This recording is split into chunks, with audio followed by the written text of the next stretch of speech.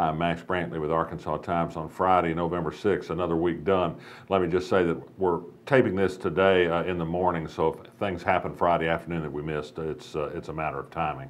Early this morning on Interstate 40 in North Little Rock by the North Hills Boulevard exit, a charter bus ran off the road. 6 people were killed and some others were injured. This was a bus going from Michigan to Texas. It was carrying migrant workers. We don't yet know what the cause of the crash was.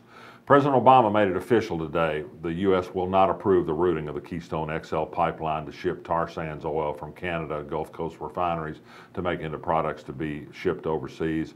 Secretary of State said that this is not in the nation's security interest. Certainly, would not add anything to gas prices in the United States. There's really no local impact, though the pipe was made for this project in Little Rock. That the pipe has been made, it's already been paid for. There was a little bit of work to ship it off, but it perhaps has long-term implications for a plant in Little Rock. Circuit Judge Dan Kemp of Mountain View has announced to run for the Chief Justice seat on the Arkansas Supreme Court. Courtney Goodson had announced for that seat previously. He has nearly 30 years as a circuit judge, primarily in criminal matters. He's going to emphasize integrity. Judge Goodson has had some dust-ups on ethical matters, both on handling the same-sex marriage case and about gifts she's received from lawyers in the course of her career. Dennis Milligan, the state treasurer, is the subject of yet another ethics complaint. This one will be taken up by the Ethics Commission. It concerns whether laws were violated in the course of someone who is now a top 8 on his staff, Jason Brady, whether he made proper reports while he was a lobbyist during the campaign, while he was doing work for Milligan, and whether Milligan properly reported contributions that Brady made to his campaign. A judge in Fayetteville today refused to issue an injunction against the taking effect of the Fayetteville Civil Rights Ordinance. That will happen tomorrow. There's an anti-gay group that thinks this Civil Rights Ordinance is a bad thing, both in harming people of religious faith who believe discrimination of gay people should be legal, and also they think it conflicts with a state law that prohibited local ordinances on matters such as this. They will continue their appeal, but the ordinance will take effect tomorrow. Asa Hutchinson announces he's got another trade mission planned. He's going to announce at a news conference this afternoon. Don't know yet what the country is, but it follows a trip he took earlier to Cuba.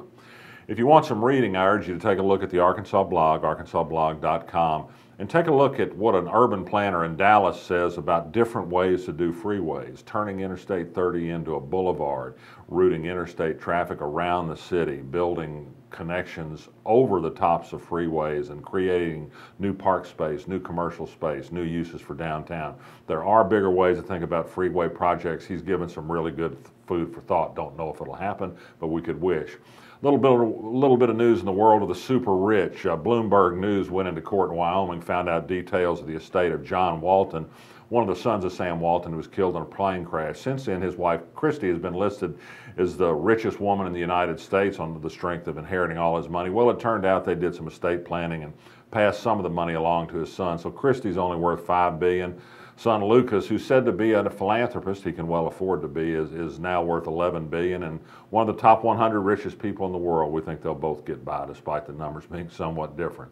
In today's Huck Up, Mike Huckabee and Chris Christie were cut off the main debate stage at the next debate. This one to be held by Fox Business News, and if Fox kept Huckabee off, that's about as good an indication I can think of his failing candidacy. He says he's going to battle on, and the election isn't over till it's over, and that's certainly true. I'm Max Brantley, another week done. We'll be back next week, the fates willing. You feel it in your heart, the spirit of Little Rock. We've had that spirit since 1927, helping build our city by producing decades of leaders in the heart of our state. We are the heart of business and innovation, the heart of politics and government, the heart of arts and culture, and in our city beats the heart of a Trojan. UALR, we are Little Rock's team and Little Rock's University.